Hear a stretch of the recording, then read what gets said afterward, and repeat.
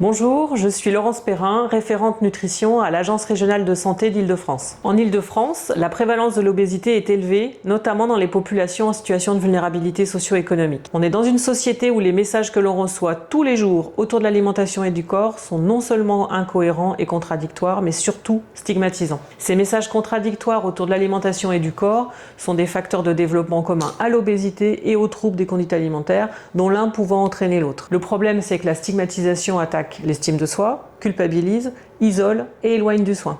Et un autre problème, c'est qu'on a internalisé ces messages. Et du coup, sans même s'en rendre compte, on est tous stigmatisants. Donc la grossophobie et les TCA deviennent des problèmes de santé publique. On ne peut pas lutter contre l'obésité si on ne lutte pas contre la grossophobie et les TCA.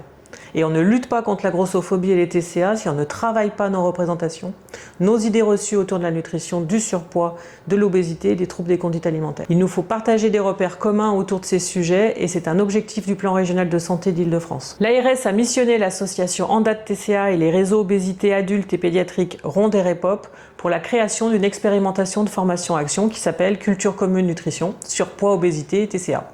Et cette formation est destinée à tous les acteurs de ville non sensibilisés ainsi qu'aux professionnels de santé et de prévention. L'objectif est de permettre aux acteurs des structures formées de travailler leur représentation, mais surtout de mettre en place des ateliers auprès de leur public.